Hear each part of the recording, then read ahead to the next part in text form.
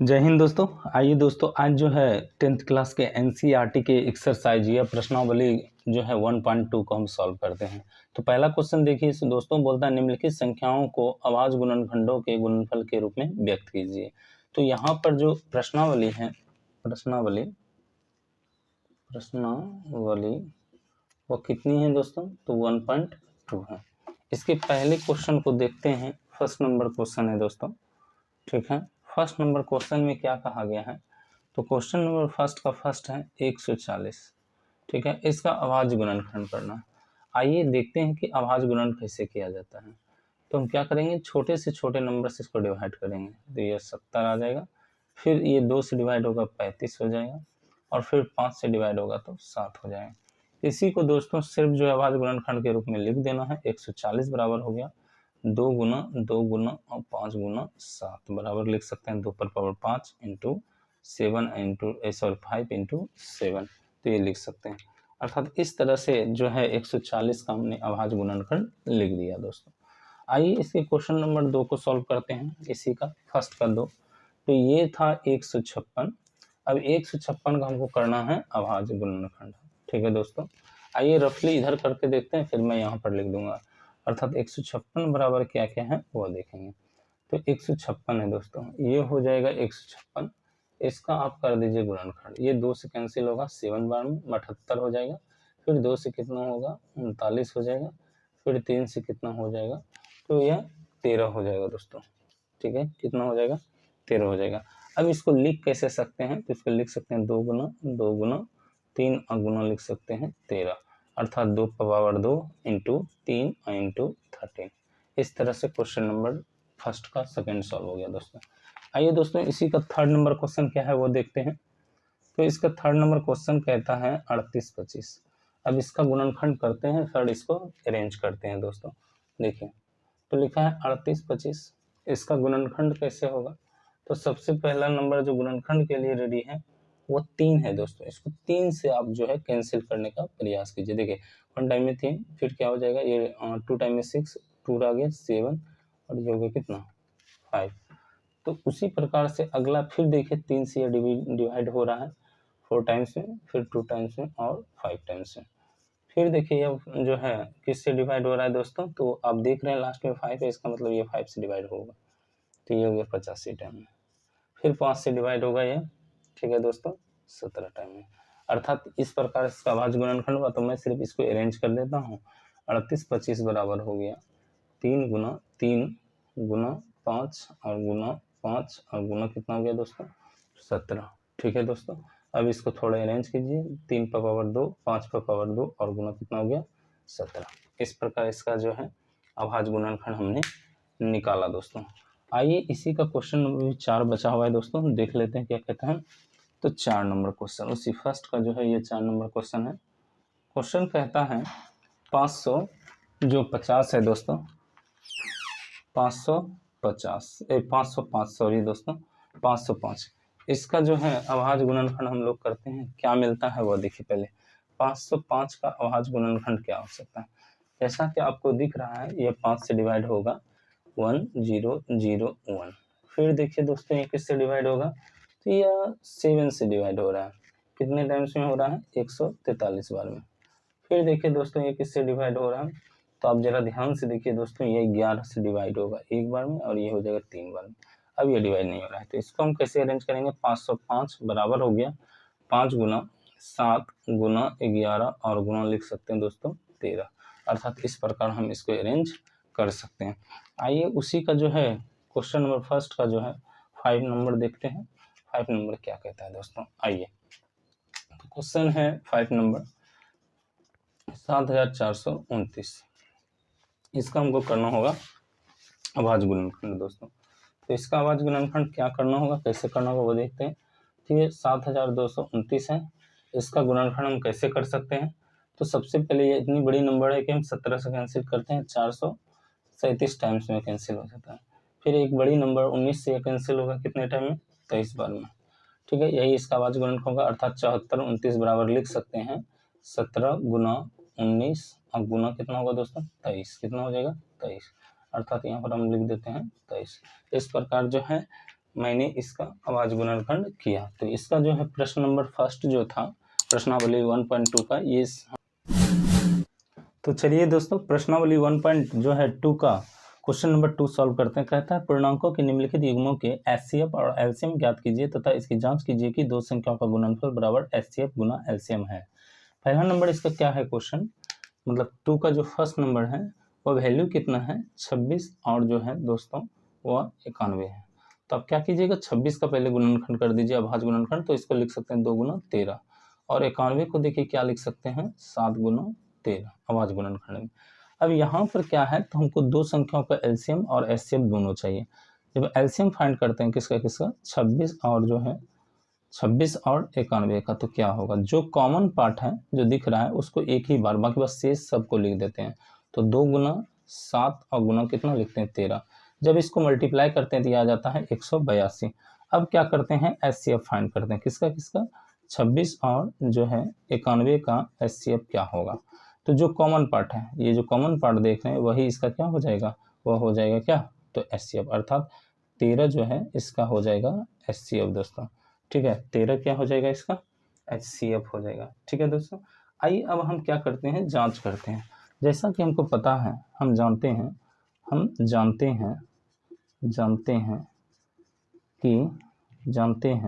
कि एलसीएम कम से कम minimum 2 number का निकलता है, वो A, B कंसीडर करते हैं। अब गुना HCF जो होता है ये भी 2 नंबर का अर्थात A गुना A, B है। तो इसका जो वैल्यू होता है दो संख्याओं का गुणनफल, क्या होता है दो संख्याओं का गुणनफल। अब कौन सी दो संख्या है तो A और B, ठीक है A इंटू B ये फार्मूला होता है। अब इसमें दो बातें हैं, आप LHS पर काम कीजिए और LHS पर काम कीजिए। LHS क्या है एलसीएम, ठीक है एलसीएम गुना कितना है HCF। अब एलसीएम एचसीएफ को मल्टीप्लाई निकालिए तो एलसीएम का वैल्यू कितना है 182 और एचसीएफ का वैल्यू कितना है तो ये हो गया आपका कितना 13 आ गया दोस्तों।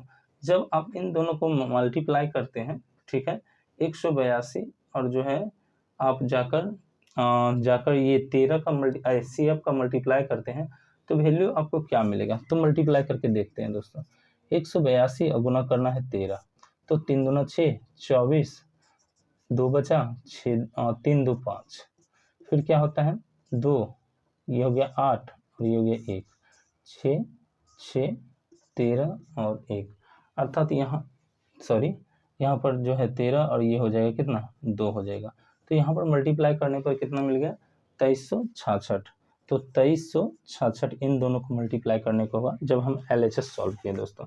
ठीक है उसी तरह हम RHS को सॉल्व करते हैं। ठीक है उसी तरह हम क्या करते हैं RHS को सॉल्व करते हैं। देखिए RHS क्या है तो A इंटू बी है, तो A इंटू बी है, A और B का वैल्यू क्या है तो 26 और गुना कितना है 91। जब आप इसको सॉल्व करते हैं तो ये भी आपको क्या देता है 2366। कह सकते हैं हम क्या कह सकते हैं कि अतः LHS बराबर RHS। इस प्रकार हमने जो है इसका जांच कर लिया दोस्तों। तो ये पहला नंबर क्वेश्चन था जिसको मतलब ये 2 का पहला नंबर क्वेश्चन था जिसको मैंने क्या कर दिया सॉल्व कर दिया दोस्तों। आइए अब क्वेश्चन नंबर जो है 2 का हम 2 नंबर देखते हैं दोस्तों। 2 का 2 नंबर क्वेश्चन क्या कहता है आइए विचार करते हैं। तो लिखा है 2 का 2 नंबर क्वेश्चन। ठीक है दोस्तों क्वेश्चन क्या था तो क्वेश्चन हमारे सामने है 510 और क्या है तो 92 है दोस्तों। सबसे पहले आपको करना क्या होगा कि 510 का जो है अभाज्य गुणनखंड फाइंड करना होगा। क्या करना होगा दोस्तों 510 का जो है अभाज्य गुणनखंड फाइंड करना होगा। तो इसको मैं इधर करके दिखा देता हूँ 510 का अभाज्य गुणनखंड क्या क्या हो सकता है। पहले तो इसको 5 से काट दीजिए 102 बार में, फिर आप 2 से काटिए कितना टाइम में 51 बार में, फिर आप इसको 3 से काट सकते हैं 1 और 7 17 बार में। इस प्रकार इसका अभाज्य गुणनखंड दिख रहा है 5 गुना 2 गुना 3 और गुना लास्टली क्या है 17। ठीक है दोस्तों इस प्रकार इसका अभाज्य गुणनखंड मैंने निकाला। अब लास्टली क्या है 92 का अभाज्य गुणनखंड आप देख लीजिए। 92 का अभाज्य गुणनखंड देख लीजिए तो ये 2 से कैंसिल होगा, कितने टाइम्स है 46 टाइम्स है, फिर 2 से कैंसिल हो रहा है 23। यही इसका गुणनखंड आ रहा है दोस्तों। अर्थात लिख सकते हैं 92 का जो अभाज्य गुणनखंड आ रहा है वो 2 गुना 23 आ रहा है। ठीक है 2 गुना कितना आ रहा है 23 आ रहा है। अब सबसे पहले इसका अब जो है HCF और फिर LCM फाइंड करते हैं। तो आइए लिखते हैं HCF किसका 510 और 92 का कितना आ जाएगा। दोनों में देखिए कॉमन क्या है, सिर्फ और सिर्फ एक ही पार्ट मिल रहा है 2 का, तो इसका मतलब है HCF कितना आ जाएगा 2 आ जाएगा दोस्तों। कितना आ जाएगा 2। अब उसी तरह आप LCM फाइंड कीजिए। LCM 510 और किसका तो 92 का। अब जो ये तो 5 है ही और 2 है ही, तो आप क्या कीजिएगा 5। अब देखिए ये दोनों कॉमन पार्ट है, इसको एक ही बार लिख सकते हैं। फिर क्या हो गया 3 है 3, उसके बाद क्या है 17 है।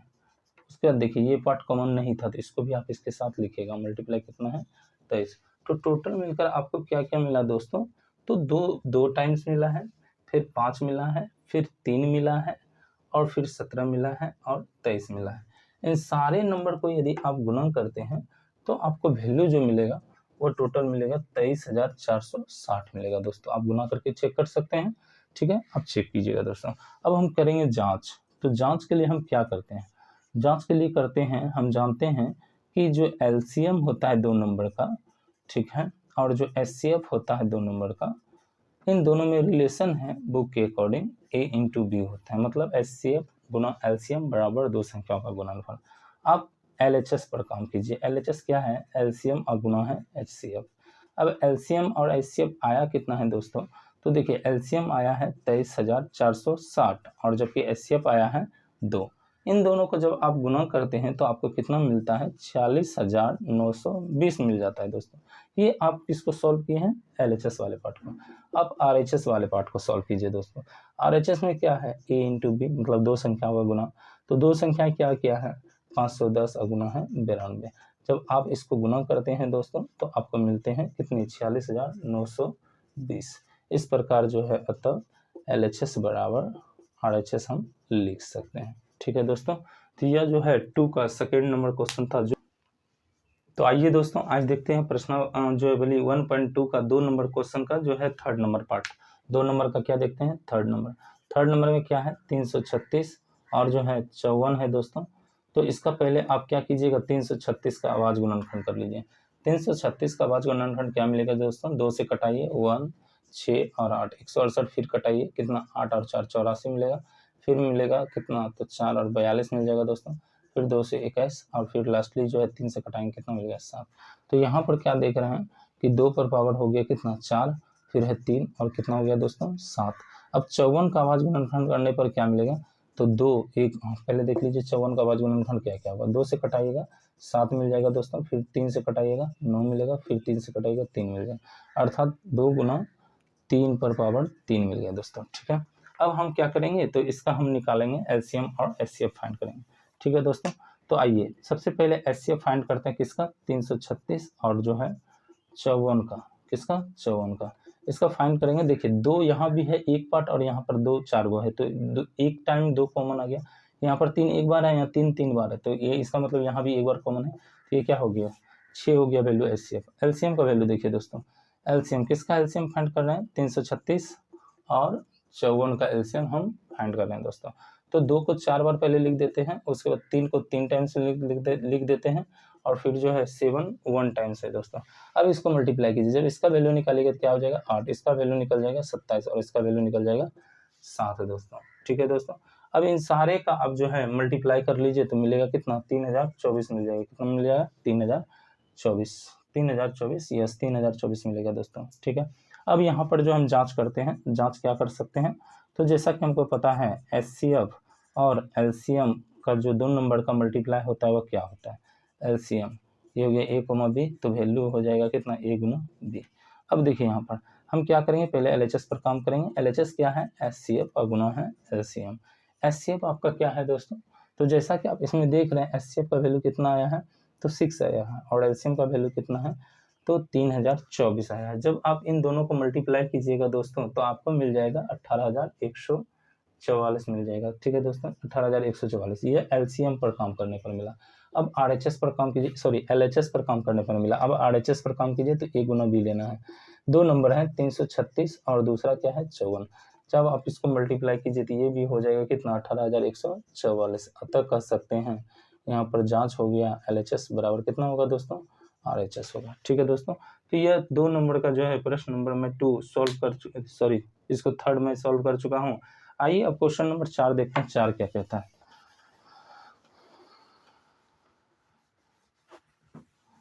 तो आइए क्वेश्चन नंबर 4 को आपको समझना होगा अच्छी तरह से। लिखा है कि क्वेश्चन नंबर पहले 3 देखते हैं तब 4 देखेंगे। लिखता है कि अभाज्य गुणनखंड विधि द्वारा निम्नलिखित पूर्णांकों के HCF और LCM ज्ञात करते हैं। तो लिखा है 12, 15 और 21, 17, 23 और कितना है, तो ये लिखा है 29, 29, फिर 8, 9 और 25। इसको सॉल्व कर लेते हैं दोस्तों, उसके बाद देखा जाएगा क्या करना है। तो ये अभाज्य गुणनखंड द्वारा जो है हमको निकालना है क्या, HCF और LCM निकालना। 3 नंबर दिए गए हैं, एक है 12, दूसरा इसी में है कितना 15 और कितना है, तो ये हो गया 21। आइए इसका अभाज्य गुणनखंड करेंगे तो क्या मिलेगा 2, तो 6 हो गया, फिर 2 और फिर हो जाएगा 3। 15 का अभाज्य गुणनखंड क्या होगा 3 गुना 5 और 21 का अभाज्य गुणनखंड क्या होगा 3 गुना 7। तो सबसे पहले आप HCF फाइंड कीजिए। HCF किसका किसका 12, 15 और किसका, तो 21 का। इसमें कॉमन देखिए क्या मिल रहा है दोस्तों, कॉमन सिर्फ और सिर्फ 3 मिल रहा है। इसका मतलब 3 इसका क्या हो जाएगा, तो 3 इसका HCF हो जाएगा। 3 इसका क्या हो जाएगा दोस्तों, HCF। आइए LCM फाइंड करते हैं। तो LCM किसका फाइंड करेंगे 12, 15 और 21 का, 12, 15 और 21 का। अब सबसे पहले यहाँ पर देखा जाए तो 2 टाइम्स में है, इसको लिख लीजिए 2 गुना 2। अब 3 कॉमन है, 3 को एक बार लिखिए, फिर बचा है 5, फिर बचा है 7। तो इसको मल्टीप्लाई कीजिए दोस्तों। टोटल जब मल्टीप्लाई कीजिएगा तो देखिए आपको क्या मिल रहा है। तो यहाँ पर देखिए यहाँ क्या हो गया 35 हो गया, 7 7 बचे 35, 35 गुना 70 और 70 गुना हो गया 140, 140 गुना 3 मतलब 14 गुना 3 कर लीजिए, 42 अर्थात 420 इसका आंसर आ रहा है दोस्तों। तो LCM और HCF बोला गया था फाइंड करने के लिए, जो मैं निकाल चुका हूँ। आइए इसी का क्वेश्चन नंबर 2 सॉल्व कर लेते हैं दोस्तों। इसी का क्वेश्चन नंबर 2 क्या कहता है वो देखते हैं। तो क्वेश्चन इसमें क्या है हमारे यहाँ पर क्या है, तो 17 है, 23 है और 19 है। ठीक है दोस्तों, तो ये जो है नंबर है, इसका आप क्या करना है, तो 17 को हम लिख सकते हैं 17 गुना 1। ठीक है दोस्तों, फिर 23 को लिख सकते हैं 23 गुना 1। फिर देखिए 19 को लिख सकते हैं दोस्तों 19 गुना कितना 1। अब हमको फाइंड करना है HCF और LCM। क्या फाइंड करना है दोस्तों, HCF और LCM। ठीक है, मैं इधर सॉल्व कर देता हूँ। तो इस क्वेश्चन का जो LCM होगा वो क्या होगा, LCM किसका किसका, तो 17, 23 और जो है किसका, तो 17, 23 और 19 का, जो 19 नहीं है 19, इसका LCM जो होगा दोस्तों वो क्या होगा। तो देखिए इन तीनों में से कॉमन फैक्टर 1 है, इसका मतलब अगर ना सारे नंबर को मल्टीप्लाई करते हैं तो क्या आ जाएगा हमारा जो है LCM आ जाएगा। तो आइए दोस्तों मल्टीप्लाई इसको करना होगा। क्या करना होगा 17 गुना 23 और गुना करना होगा 19। जब इसको गुना करते हैं तो मिलता है 11,339। ठीक है दोस्तों, अब HCF फाइंड करते हैं। HCF किसका किसका 17, फिर है 23 और क्या है 19 है दोस्तों। ठीक है, तो इसमें देखिए कॉमन फैक्टर सिर्फ 1 ही मिल रहा है और कुछ नहीं मिल रहा है। इसका मतलब इसका HCF कितना होगा 1 होगा दोस्तों। आइए दोस्तों अब क्वेश्चन नंबर जो है इसी का एक और बच गया है, तो ये है 8, 9 और 25, अर्थात क्वेश्चन नंबर ये थर्ड है 8, 9 और 25। आइए इसको सॉल्व करते हैं। 8 का गुणनखंड क्या होगा, तो 2 गुना 2 गुना 2। 9 का क्या होगा 3 गुना 3 गुना 3 और 25 का क्या होगा, तो 5 गुना 5। यही तो नंबर होंगे दोस्तों जो कि इस तरह से जो है गुणनखंड रूप में दिखेंगे। अब देखिए जब यहाँ कुछ नहीं है कॉमन आ रहा है तो हम क्या करेंगे मल्टीप्लाई 1 के रूप में रख लेंगे सब, ये भी मल्टीप्लाई 1 मल्टीप्लाई 1। अब यहाँ पर जो है सबसे पहले LCM फाइंड करते हैं किसका, तो 8, 9 और किसका है दोस्तों, तो 8, 9 और 25। इसका जब आप LCM फाइंड कीजिएगा तो टोटली नंबर को क्या करना होगा गुना करना होगा, अर्थात ये 8 गुना 9 और गुना करना होगा कितना 25। आप इसको मल्टीप्लाई कर लीजिए दोस्तों, जब मल्टीप्लाई करेंगे तो आपको क्या मिलेगा 1800 मिलेगा। उसी तरह HCF जब होगा फाइंड तो 8, 9 और 25 का जो है HCF फाइंड करेंगे। देखिए कॉमन पार्ट क्या है 1, तो ये हो गया कितना HCF 1 हो गया दोस्तों। तो इस प्रकार मैंने जो 1.2 के 3 नंबर प्रश्न को सॉल्व किया दोस्तों। आइए अब हम 4 नंबर को जानेंगे। 4 नंबर क्या कहता है दोस्तों,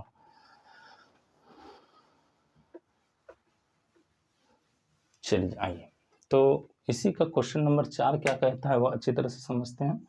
देखिए क्वेश्चन कहता है 4 नंबर कि HCF 306, 657 बराबर 9 दिया गया है, तो LCM 306 और 9 657 का वैल्यू क्या होगा। ये तो बहुत आसान हो गया दोस्तों। आपको वैल्यू दिया क्या है, HCF का वैल्यू दिया है 306, 306। ठीक है दोस्तों, ये दिया है 306 और कोमा क्या है 657, इसका वैल्यू कितना मिल गया आपको 9 मिला है। और आपसे मांग क्या रहा है, एलसीएम मांग रहा है 306 कोमा 657 का वैल्यू क्या निकालना है। तो आप क्या निकालना है, ये वैल्यू व्हाट है। तो आप जानते हैं जैसा कि हम जानते हैं कि एचसीएफ जो 2 नंबर का होता है ए कोमा बी मल्टीप्लाई होता है एलसीएम 2 नंबर का, ये वैल्यू हो जाता है ए गुना कितना बी हो जाता है, आपको ये पता है। तो अब यहाँ पर क्या करेंगे, एचसीएफ दिया गया है 9, ठीक है दोस्तों, एलसीएम नहीं दिया गया तो हम एलसीएम का वैल्यू लिख लेंगे, ठीक है। एलसीएम किसका चाहिए 306 और चाहिए 657 का। अब यहाँ देखिए, यहाँ पर 2 नंबर का गुना, तो नंबर कौन कौन से हैं 306 और गुना कितना है 657, ठीक है दोस्तों। अब एलसीएम आप फाइंड कर लीजिए, एलसीएम क्या होगा 306 कोमा 657। अब ये नो मल्टीप्लाई में इधर आएगा तो डिवाइड में चला जाएगा, 306 गुना 657। आप इसको क्या कीजिएगा 9 से भाग दे दीजिए दोस्तों, 9 से भाग देने पर क्या होगा, तो इसको पहले जो है डिवाइड कीजिए, ये होगा 34 टाइप्स में कैंसिल हो जाएगा दोस्तों, और 657। अब इन दोनों को मल्टीप्लाई करने पर क्या आता है 22,388 आता है। तो आप इस प्रकार 88 नहीं सॉरी दोस्तों, इसको मल्टीप्लाई करने पर क्या होगा 22,338 आता है दोस्तों, ठीक है। इसको आप मल्टीप्लाई अच्छी तरह से कर लीजिएगा, ठीक है दोस्तों। तो इस प्रकार हमने क्वेश्चन नंबर 4 को भी सॉल्व कर दिया। आइए अब क्वेश्चन नंबर 5 को देखते हैं क्या कहता है। आइए दोस्तों, तो क्वेश्चन नंबर 5 क्या कहता है वो समझते, बोलता है जांच कीजिए कि क्या किसी प्राकृतिक संख्या n के लिए संख्या 6 का पावर n अंक 0 पर समाप्त होगा। अब देखिए यहाँ पर एक चीज समझना होगा आपको सबसे पहले कि कोई भी अंक 0 पर कब समाप्त होती है। जैसे मान लेते हैं 10 ही है, 10 अगर जब 0 पर समाप्त हो रही है तो इसका अभाज्य गुणनखंड 2 गुना 5 है। अगर जो मान लीजिए 20 0 पर समाप्त हो रहा है तो 2 गुना 5। उसी तरह मान लीजिए 30 छोड़ दीजिए दोस्तों, उसी तरह अच्छा 30 ही ले लीजिए, 0 पर जो है खत्म हो रहा है तो ये हो गया कितना हो जाएगा 2 गुना 3 गुना 5 मतलब। और उसी तरह 40 ले लीजिए तो 2 गुना 5। आप क्या देख पा रहे हैं दोस्तों, 0 लास्ट में होने के लिए मतलब उस संख्या में 0 होने के लिए क्या चाहिए 2 5। यहाँ भी क्या है 2 5, कम से कम जो है 2 5 चाहिए। यहाँ भी देखिए 2 और 5 चाहिए। अगर 2 और 5 नहीं आएगा तो वो संख्या जो है लास्ट में अंक जो है 0 पर समाप्त नहीं होगी। आप कोई भी संख्या उठा लीजिए उसमें 2 और 5 का कॉम्बिनेशन होना ही चाहिए, तब वो क्या होगा तो अंक जो है 0 पर समाप्त होगा। तो हम जानते हैं क्या जानते हैं, तो हम जानते हैं कि कोई भी संख्या 0 पर तब समाप्त होगी जब जो है उसके अभाज्य गुणनखंड में क्या होना चाहिए तो 2 और 5 दोनों होना चाहिए, है ना। तो हम लिखेंगे कंडीशन इस प्रकार कि कोई भी प्राकृतिक संख्या किसी भी प्राकृतिक संख्या n के लिए किसी हल है ये दोस्तों, किसी भी प्राकृत संख्या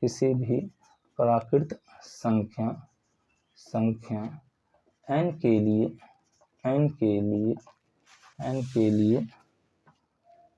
के लिए संख्या 6 पर पावर n अंक 0 पर तभी समाप्त होगी जब उसके अभाज्य गुणनखंड में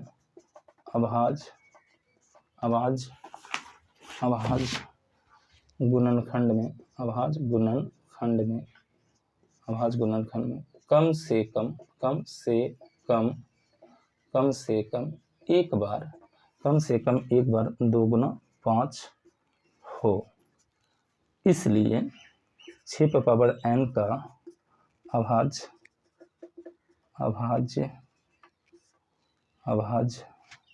ठीक है दोस्तों।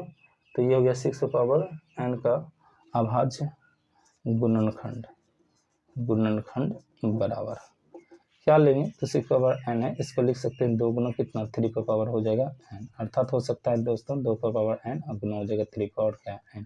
क्या यहाँ पर 2 और 5 है नहीं आ रहे हैं, तो जब 2 और 5 नहीं आ रहे हैं इसका मतलब क्या हो गया दोस्तों कि ये जो अंक है वह 0 पर अंक जो है 0 पर समाप्त नहीं होगा, ठीक है। इसलिए हमने लिखा कि 6 पावर n का जो अभाज्य गुणनखंड है वो लिखे हैं 6 पावर n, इसको गुणनखंड करके दिखा दिए हैं। तो लिखेंगे अतः 6 पर पावर n के अभाज्य गुणनखंड में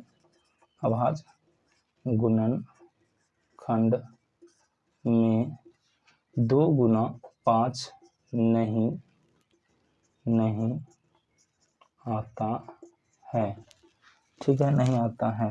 अर्थात 6n के अभाज्य गुणनखंड में 2 गुना 5 नहीं आता है, इसलिए किसी भी प्राकृत संख्या n के लिए संख्या 6n अंक शून्य पर समाप्त नहीं हो सकती है। ठीक है दोस्तों, चूंकि यह लैंग्वेज प्रॉब्लम क्वेश्चन है, आप अच्छी तरह से इसको समझ गए होंगे। यदि कोई डाउट हो तो बिल्कुल आप जो स्वतंत्र होकर इसको पूछ सकते हैं दोस्तों। आइए दोस्तों आगे देखते हैं, क्वेश्चन नंबर 6 क्या कहता है वो समझते हैं।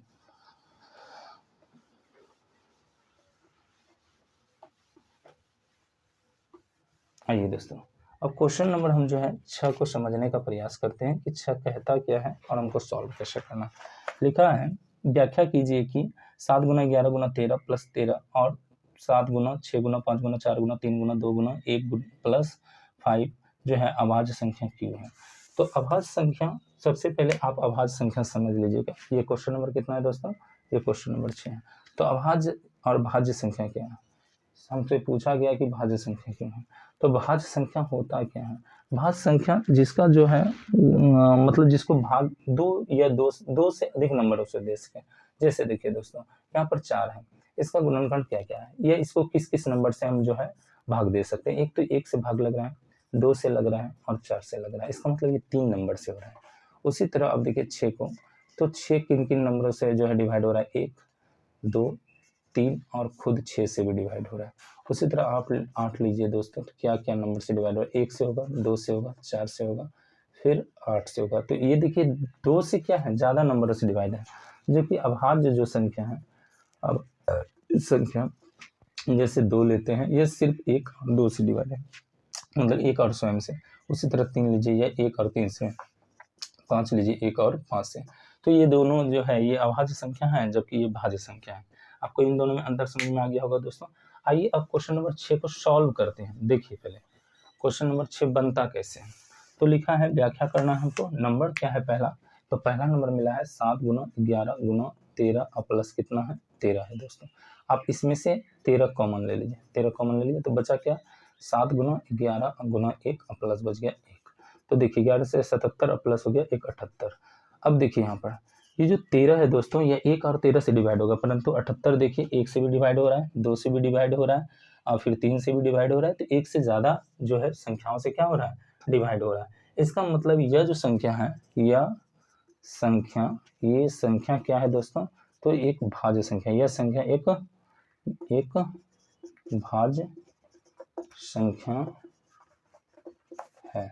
उसी तरह इसका दूसरा जो पार्ट है वह क्या है, तो कहा जा रहा है 7 गुना 6 गुना 5 गुना 4 गुना 3 गुना 2 गुना 1। ठीक है दोस्तों, अब इसको सॉल्व करते हैं। तो इसमें से क्या और कुछ है, हाँ प्लस इसमें 5 है, तो आप 5 जो है कॉमन ले लीजिए दोस्तों। 5 के क्या कीजिएगा, कॉमन ले लीजिए। कॉमन लेने क्या मिला, 5 गुना 6 गुना 1 गुना 4 गुना 3 गुना 2 गुना 1 गुना और प्लस मिल जाएगा कितना, 1 मिल जाएगा। अब देखिए ध्यान से दोस्तों, क्या क्या पॉसिबल है, इसको जो है जब हम गुना करेंगे तो क्या क्या मिलने की संभावना है, इसको गुना कर दीजिए अच्छी तरह से।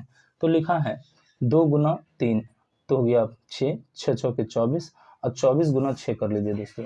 24 गुना 6 करेंगे तो कितना मिलेगा, 6 दूना 12 2 14, मतलब 144 और गुना 7 करेंगे, 7 चौका 28, 28 2 30 और 3 और 7 3 10, मतलब 108 मिल रहा है दोस्तों। तो ये 108 और प्लस 108 और प्लस कितना है 1, अर्थात ये क्या हो गया, तो ये हो जाएगा 109। अब इसको जब आप डिवाइड करते हैं दोस्तों, तो यह भी एक से कई संख्याएं से डिवाइड होती है। इसका मतलब यह संख्या भी क्या है, यह संख्या एक भाज्य संख्या है। क्या है, भाज्य संख्या है। क्यों, क्योंकि यह कई संख्या से डिवाइड होता है। इस प्रकार हमने जो है प्रश्न 6 भी देख लिया दोस्तों। आइए एक लास्ट प्रश्न है जिसको हम समझते हैं। आइए इसको सॉल्व कैसे कर सकते हैं, क्वेश्चन नंबर 7 को अच्छा तरह से हम जानेंगे। लिखता है किसी खेल के मैदान के चारों ओर एक वृत्ताकार पथ है। इस मैदान का एक चक्कर लगाने में सोनिया को 18 मिनट लगते हैं, जबकि इसी मैदान का एक चक्कर लगाने में रवि को 12 मिनट लगते हैं। मान लीजिए कि वे दोनों एक ही स्थान और एक ही समय पर चलना प्रारंभ करते हैं करके एक ही दिशा में चलते हैं। कितने समय बाद वे पुनः एक दूसरे से जो है पुनः प्रारंभिक स्थान पर मिलेंगे। तो इसको सॉल्व कैसे कर सकते हैं? हम जानते हैं, क्या जानते हैं कि दोनों मिनट जो है दोनों कितने मिनट के बाद प्रारंभिक बिंदु पर मिलेंगे। इसको निकालने के लिए हम चाहिए इसका क्या, एलसीएम चाहिए। क्या दोस्तों? एलसीएम। तो हम करेंगे क्या, 18 कहाँ है 18, ठीक है, और 12 का पहले अभाज्य गुणनखंड करेंगे। तो 18 को क्या लिख सकते हैं, 2 गुना 3 गुना 3, और 12 को क्या लिख, अच्छा प्रश्न संख्या 7 है, और 12 को क्या लिख सकते हैं, 2 गुना 2 गुना 3। अब देखिए इसमें इसका एलसीएम फाइंड कर लीजिए तो ये पता चल जाता है कि जो है कितने मिनट के बाद ये दोनों मिलेंगे, कितने मिनट के बाद प्रारंभिक बिंदु पर मिलेंगे। देखिए यहाँ पर 3 का जोड़ा है और 2 का भी जोड़ा है ना, तो इसको एक बार लिखेंगे, 2 गुना 3 गुना 3 और 2 लिखेंगे। तो देखिए दोस्तों कितना आ रहा है, इसका जो वैल्यू आ रहा है वो देखिए 3 दूना 6, 6 3 18 और 18 दूना 36, अर्थात 18 मिनट के बाद, कितने मिनट के बाद, 18 मिनट के बाद। इसलिए जो है सोनिया और रवि पुनः प्रारंभिक बिंदु पर